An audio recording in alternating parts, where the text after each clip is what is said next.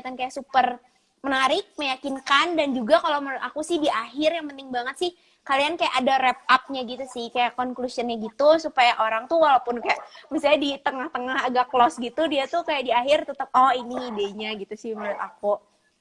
Gitu Iya bener mungkin. banget tuh. Bener banget, harus salah satu cara bikin stand out yang paling simpel adalah dengan intonasi juga ya, Jeh.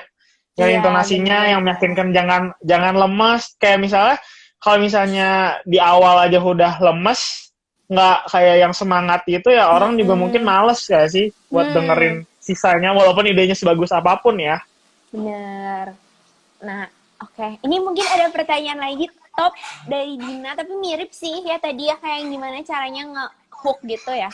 Kalau yang aku pernah baca sih mungkin kayak lebih kayak coba imagine this atau apa gitu. Sebenarnya kalau misalnya bisnis plan mungkin lebih relate ya, tapi kan kalau bisnis case sebenarnya karena kita juga case-nya udah dikasih, mungkin kayak lebih kayak apa ya, aku sih pernahnya sih kayak cerita sih, misalnya kayak ini ibu siapa, terus kayak dalam kesehariannya gini gini gini, nah kira-kira apa sih yang bisa kita bantu buat menyelesaikan permasalahan mereka gitu-gitu sih aku cerita gitu sih. Kalau dari lu gimana Top?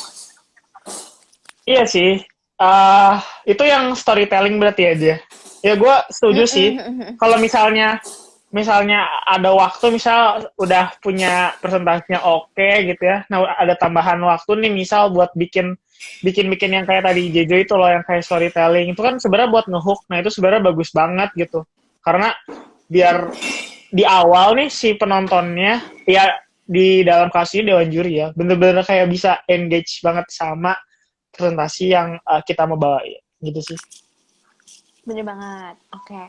Mungkin tadi kita lanjut ya Top ke next question. Tadi Boleh ada boleh. yang nanya nih, Kak, palingan aku pernah waktu ditanya juri kayak nggak bisa jawab gitu karena di awal nggak nyiapin apa yang ditanya. Gimana tuh cara jawabnya Kak? Gimana Top? Oh, kalau kalau misalnya ini mau nggak mau adalah uh, menyiapkan jawabannya. Karena kan ini kan adanya risk berarti ya, adanya resiko kalau dijawab nggak bisa jawab. Nah, untuk menghadapi resiko ini ya mau nggak mau adalah dengan melakukan persiapan. Jadi sebelum presentasi harusnya bisa dulu misalnya di list, misalnya kayak kira-kira nih yang bakal di juri-juri tanyain tuh apa aja sih. Nah, kalau misalnya yang uh, gue pernah lomba, mungkin beberapa contoh pertanyaan ya, biasanya tentang budgeting ya. Biasanya tentang budgeting ditanyain kan, biasanya kan company itu bikin business case ini buat apa sih? Sebenarnya kan buat nyari ide kalian, tapi ide kalian gimana caranya supaya ngasilin revenue kan. Kalau idenya bagus, oke, tapi ujung-ujungnya nggak ngasilin revenue, berarti itu bukan ide yang bagus gitu ya. Sebagus sekreatif apapun gitu ya. Nah, biasanya makanya itu yang ditanya kayak ROI-nya gimana, terus kayak gimana dapat penghasilannya gitu. Seperti itu sih. Kalau yang dari Oke. gue, mungkin dari lu bisa tambahin, Je. Oke, mungkin aku sebenarnya iya sih ngebayangin banget sih kayak kalau misalnya ditanya nggak bisa jawab, aku sih benar-benar usahain sih mungkin bukan ngeles juga sih, tapi coba misalnya bawa sesuatu yang emang bisa kayak agak nge-cover gitu, kayak meskipun kayak mungkin itu nggak jawaban benernya 100%, seenggaknya kalian udah kelihatan gitu ada niatan jawabannya, niatan jawabnya gitu. Soalnya kalau misalnya kalian bener-bener kayak aduh kelihatan kayak nggak bisa banget gitu jawabnya, kan jadi kayak kurang meyakinkan gitu. Jadi meskipun kalau misalnya mungkin jawaban kalian tuh agak miss gitu, pede dulu aja ya, yang penting kayak kalau misalnya itu bisa yakin membawa kalian ide kalian tuh lebih kayak bersinar gitu, menurut aku sih jawab aja dulu sih sebisanya gitu, kan masih banyak juga yang bisa di cover gitu. Meskipun kayak pertanyaan itu nggak cover, mungkin kalian bisa tambahin jawabin sesuatu pertanyaan yang mungkin dia bingung gitu, tapi belum kejawab sama kita gitu, biar kayak nge-cover aja gitu, supaya kita kelihatan Benar. tetap kayak oke banget gitu sih mungkin. Iya benar, terus bisa juga misalnya kan tadi bingung jawab. Nah, jangan lupa kalian tuh biasanya kalau bisnis case gini kan per tim. Nah, ibaratnya itu adalah teamwork juga. Misalnya nih, misalnya sama-sama nih bertiga nggak tahu jawabannya. Satu orang dulu nih Hmm. inisiatif, misalnya kayak, oke Pak, terima kasih untuk pertanyaannya. Kalau boleh saya ulang, Bener-bener. Bapak bertanya tentang gini-gini ya. Nah, pada saat itu adalah waktunya si orang kedua dan si orang ketiga itu untuk berpikir gitu. Apalagi bisnis case sekarang kan bentuknya online. Itu kalian ya bisalah pakai kayak line gitu buat saling komunikasi gitu. Kira-kira kalau gue gue udah ketemu nih jawabannya, nanti abis lu bilang aja kayak mungkin kalau misalnya gue sama Jeju timnya mungkin nanti bilang aja gue bakal menambahkan jawaban lu, terus nanti lu yang nge-covernya. Itu saran dari gue, kayak jangan lupa lu tuh sebenarnya satu tim gitu ya kan, bukan lombanya bukan individu, iya kan, jadi kayak gitu saling meng-cover aja gitu. Agree banget sih. Dulu juga waktu aku lomba sama Tobi kayak kan kita nggak bisa tuh jawab, kayak aku berusaha dulu jawab bridging dulu guys, kayak atau enggak kita kayak bener-bener ngomong yang nggak penting dulu tapi nanti di cover sama temennya baru jawabannya gitu, seenggaknya biar kelihatan kita tuh nggak stuck gitu ya Top ya, yang penting ngomong aja terus ya. Iya benar. Oke, mungkin teman-teman yang baru masuk boleh banget ya, ini aku udah pilih yang mau nanya boleh langsung di kolom komen aja, di chat langsung aja, nanti kita bakal jawabin pertanyaan-pertanyaan kalian. Oke, Top, ini ada yang nanya nih, Top. Dari Valiha ya? Kak, mau nanya, menyusun skala prioritas untuk presentasi mulai dari mana ya? Poster atau PPT? Gimana nih, Top? Menyusun skala prioritas, oke. Kalau misalnya dari lomba yang pernah gue ikutin, biasanya ada panduannya memang ya. Ada panduannya memang kayak yang dinilai dari presentasinya itu apa aja sih, kayak biasanya ada analisis masalah atau solusi gitu-gitu. Nah kalau misalnya skala prioritas, sebenarnya gue bingung sih, maksudnya skala prioritas dari kontennya ya berarti ya. Kalau misalnya skala prioritas dari kontennya, mungkin harusnya di case lombanya ada guideline-nya ya, ada guideline panduannya gitu.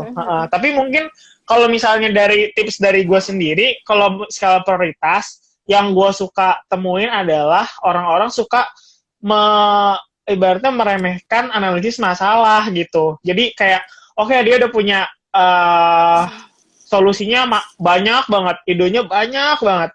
Tapi dia lupa sebenarnya ide itu tuh kan sebenarnya dia pasti berasal dari masalah yang dia temukan atau analisis yang dia temuin. Nah, itunya analisis terhadap masalahnya sebelum ke conclusion buat solusinya itu suka dilupakan. Padahal itu tuh sama pentingnya gitu, karena kebersambungan antara analisis, pokoknya dari awal presentasi sampai akhir presentasi kan berarti dari analisis sampai si ide itu adalah harusnya kebersambungannya tuh tetap bagus, tetap mulus. Nah, itu kan sebenarnya yang dinilai sama dosennya. Jadi kalau untuk skala prioritas sebenarnya itu dua elemen itu kalau menurut gua. Kalau menurut lu gimana, J? Agree banget sih, kayak kalau misalnya kita bikin PPT juga bareng-bareng, pokoknya selalu diawali dengan kayak beberapa slide pendahuluan, terus kayak beberapa slide lagi, nextnya tuh ada analisis masalahnya dulu supaya kita kayak deeper gitu ya, tahu kan akar masalahnya apa dan kenapa kita harus selesain ini gitu ya guys sih, Top. Udah kayak gitu, baru kayak ke ide-idenya, dan menurut aku terakhir penting juga sih kalian masukin conclusion gitu, dan mungkin recommendation kali ya kalau masih ada waktu gitu.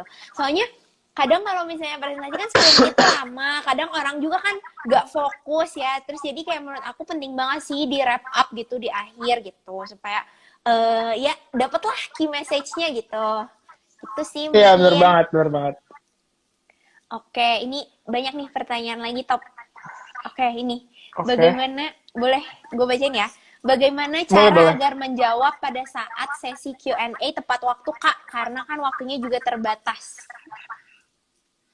Oke. Mau gue dulu atau dulu? Mungkin gue dulu aja ya. Iya, boleh dulu aja. Oke.